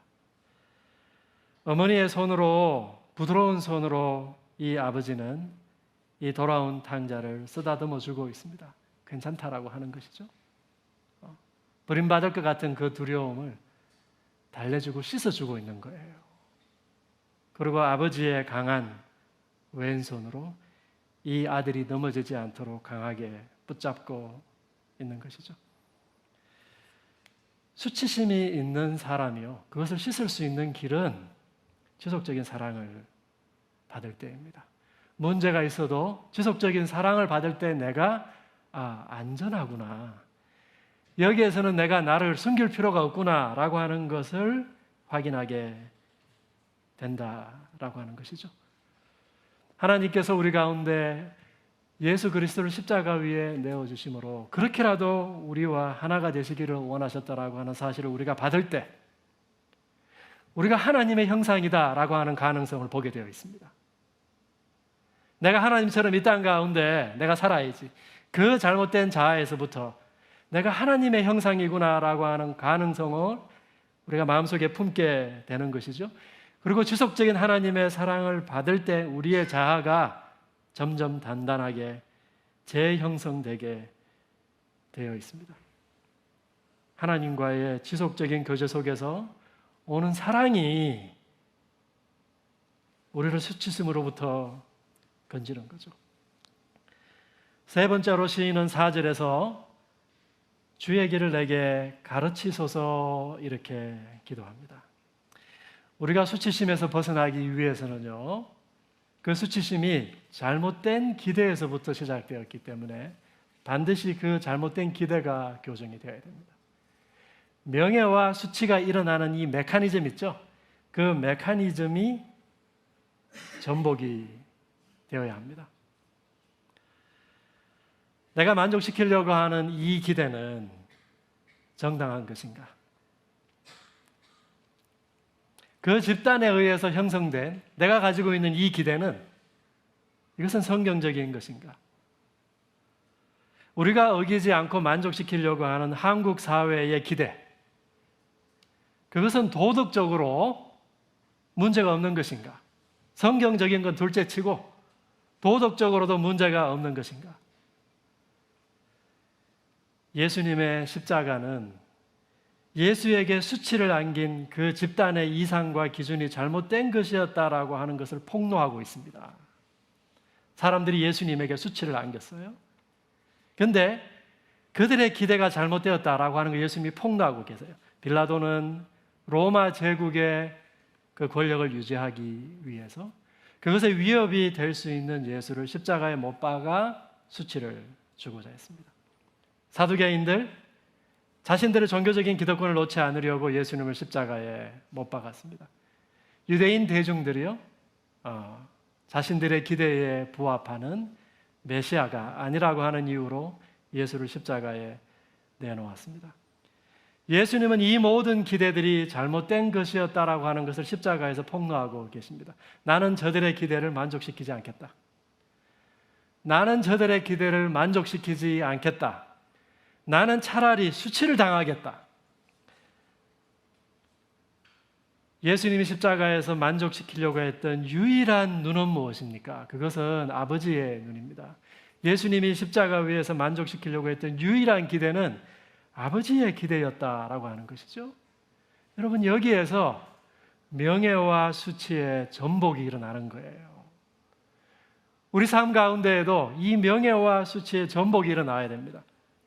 사람들이 명예롭다고 생각하는 그것을 예수님은 수치스럽게 생각했습니다. 당자의 귀한 이 그림 가운데에서 둘째 아들이 품었던 먼 나라에 대한 이상과 기대가 있었습니다. 이 아들은 아버지 집에만 있는 자기 자신이 수치스러웠을 것입니다. 먼 나라에 있는 것들을, 도시에 있는 것들을 소유하지 못한 자신이 한심했을 것입니다. 그러나 지금은 자신에게 가장 필요했던 것이 그것이 아니었다라고 하는 것을 발견했습니다. 그러나 처음부터 아버지는 이 아들에게 필요한 모든 것이 아버지 집에 있다라고 하는 것을 확신했던 것이죠. 하나님의 말씀을 통해서 우리는 서서히 명예와 수치의 전복을 경험해 갑니다. 여러분, 그 과정이 필요합니다. 시간이 걸립니다. 우리에게 이 수치심이 일어나는 구조가 바뀌는 거예요. 진짜 수치가 뭐냐? 진짜 수치는 내가 하나님 나라의 그 이상에 미치지 못하는 것이 진짜 수치구나. 진짜 명예로운 것은 무엇인가? 내가 동지들과 함께 세상이 주는 이 수치심을 견디고 나는 그들의 기대에 부응하지 않겠다. 나는 차라리 수치를 받아들이겠다. 이것이 진짜 명예로운 길이다라고 하는 것을 받아들일 때 우리가 비로소 수치심으로부터 노인받을 수 있게 된다라고 하는 것이죠. 명예와 수치의 전복이 우리 삶 가운데 일어나야 수치심으로부터 노인받을 수 있다라고 하는 것이죠. 네 번째로 22절에서 시인은 이스라엘 공동체를 돌아보고 있습니다. 수치심으로부터 우리가 건진받기 위해서는요, 반드시 우리에게 초월적인 공동체가 필요합니다. 시인은 자신이 평안을 맛볼 수 있는 곳, 그리고 하나님과의 친밀함을 맛볼 수 있는 공동체에 대한 언급으로 이 시를 마무리하고 있습니다. 세상이 주는 수치를 껴안을 수 있는 공동체, 진정한 하나님 나라의 가치를 추구하는 것이 진짜 명예라고 하는 것을 선언할 수 있는 공동체가 우리 가운데 필요하다라고 하는 것이죠. 여러분, 구원을요, 내가 가지고 있는 잘못된 행동에 대한 내 개인의 책임을 면제받는 것만이 구원이다라고 성경을 오해하는 분들이 많습니다. 그렇다면요, 구원은 그냥 개인의 것입니다. 여러분, 공동체, 가정교회 고민하지 않아도 돼요. 그런데 예수님은요, 사람을 회복하신 다음에 어디로 돌려보냈을까요? 네. 문둥병자 치유한 다음에 다시 마을로 돌려보냈습니다. 삭개오 회복된 다음에 삭개오가 다시 공동체 가운데로, 사람들과의 교제 가운데로 들어올 수 있도록 만들어 주신 것이죠. 여러분, 처음부터 수치심이라고 하는 것은요, 관계적인 개념입니다. 한국 사람들은요, 명예와 수치 개념 이거 벗어 던질 수 없습니다. 명예와 수치라고 하는 이 코드 문화 자체가 잘못된 게 아니에요. 문제는 그 명예와 수치가 일어나는 메커니즘이에요. 잘못된 기대예요. 우리에게 명예로운 삶을 살고 있다라고 하는 이 자부심 너무나도 중요합니다, 여러분. 근데 그 명예가 어디로부터 오는가요? 공동체로부터 오는 거예요. 나 혼자 산속에 살 때 명예가 나에게 주어지나요? 처음부터 명예와 수치는 관계적인 개념입니다. 그렇기 때문에 진정한 명예를 얻고 수치심으로부터 건진받고 내가 진정한 명예로운 삶으로 들어가는 것, 내가 이전의 삶, 세상의 기대로부터 등지고 내가 전혀 구별된 초월된 삶 속으로 들어가는 것이 구원이라고 한다면 그 구원은요, 반드시 공동체를 필요로 합니다. 성경은요, 구원을 반드시 공동체 가운데 놓고 있다는 것이죠.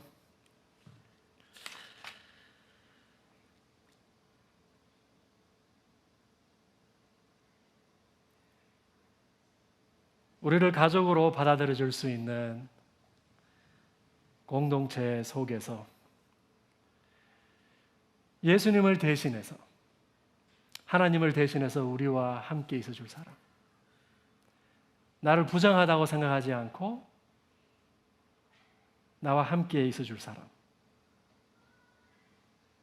나를 부정하다고 생각하지 않고 나를 계속해서 사랑해 줄 수 있는 사람, 그리고 나와 함께 새로운 명예와 수치의 그 메커니즘을 만들어 갈 수 있는 사람들, 그 속에 있을 때 비로소 우리는 수치심으로부터 구원받게 된다라고 하는 것입니다. 그것이 공동체 가운데 서서히 진행되는 구원이다 라고 하는 거예요. 당자의 귀환 속에서 저 멀찌감치 서 있는 저 군상들을 한번 보십시오, 여러분. 큰아들을 한번 보십시오. 나의 기준을 내려놓고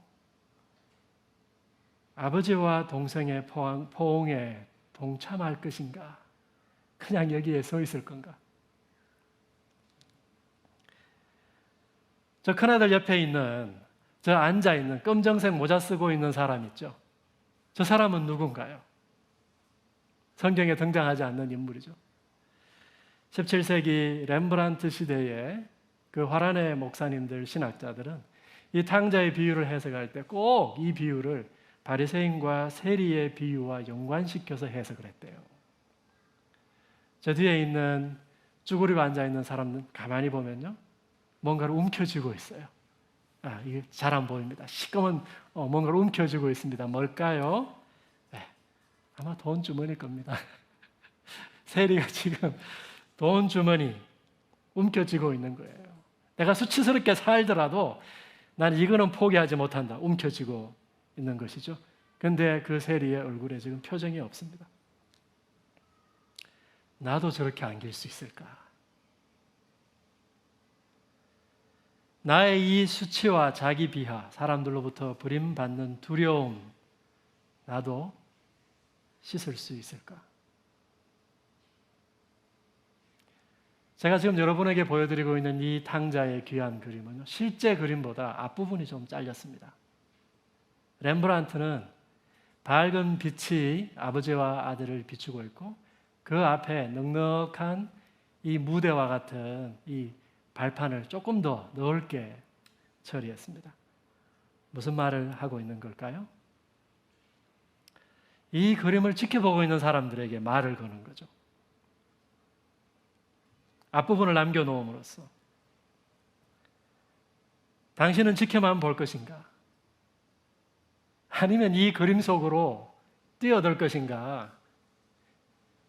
당신은 이 그림 속에 탕자인가 세리인가 큰아들인가 아니면 아버지인가? 당신은 이 공동체 가운데에서 누구로 살아갈 것인가?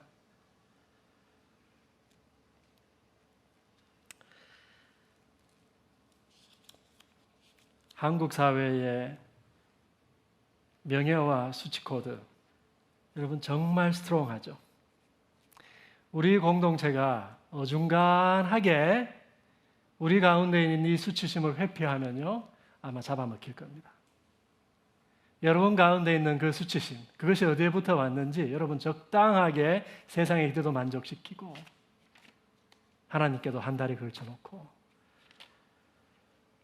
반드시 한국 사회에 여러분 잡아먹힐 겁니다. 전혀 다른 기대를 만족시키기 위해 살아가는 사람들, 그 사람들이 성경이 말하는 그리스도인 공동체입니다. 스트레스 많은 한국 사회, 여러분 숙면 취하시기를 간절히 기도합니다.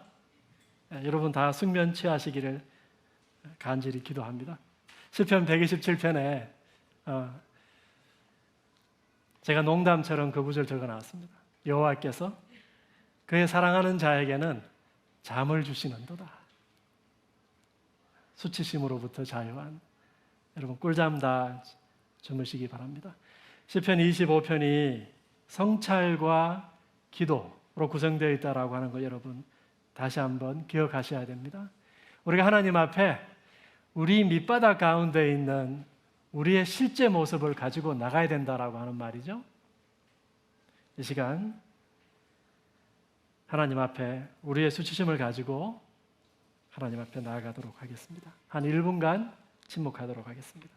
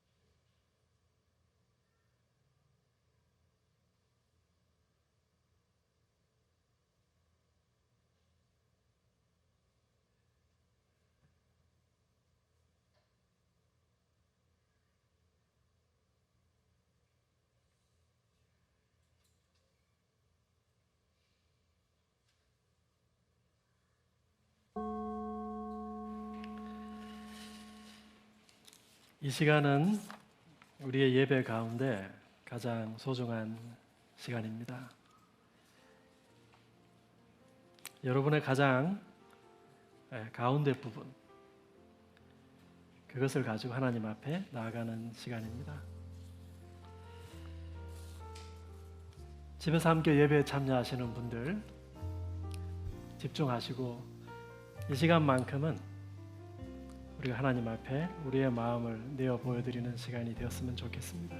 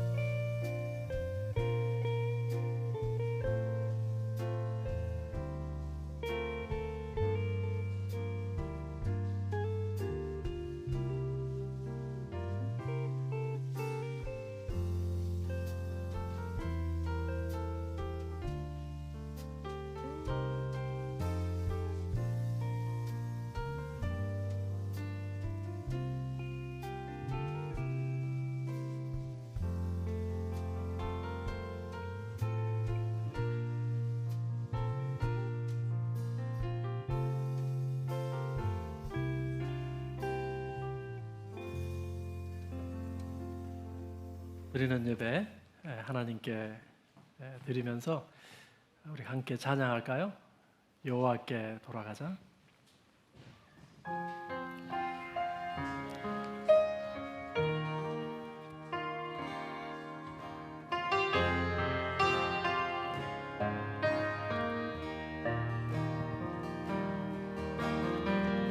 내 백성이 나를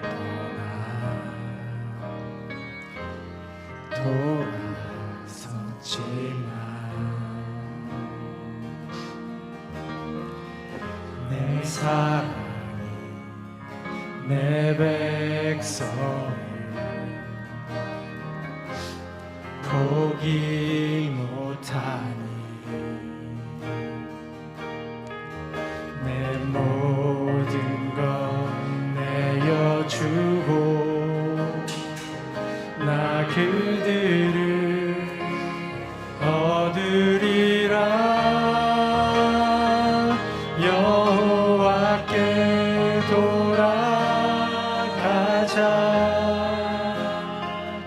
우린 돌아서도 그는 변치 않네. 여호와께 돌아가자. 우린 넘어져도 그 사랑 영원하네. 사랑은 오래 참고 자신은 내어주네. 서로 사랑할 때 세상을 주 보내.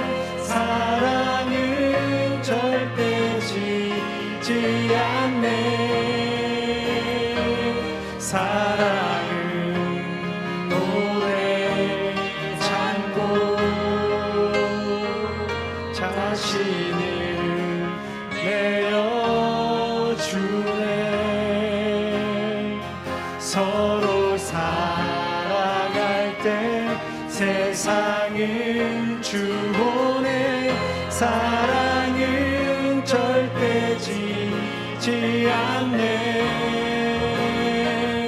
여호와께 돌아가자 우린 돌아서도 그는 변치 않네 여호와께 돌아가자 우린 넘어져도 그 사랑 영원하네.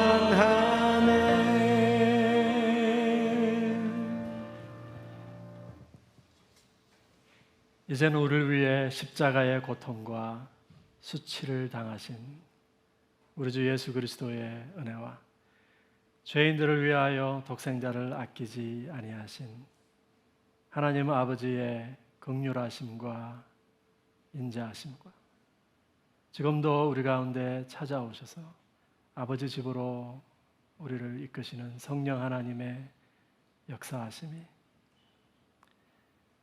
우리의 가장 밑바닥 가운데 있는 우리가 숨기고 있는 작은 감정들도 주님 앞에 가지고 나가서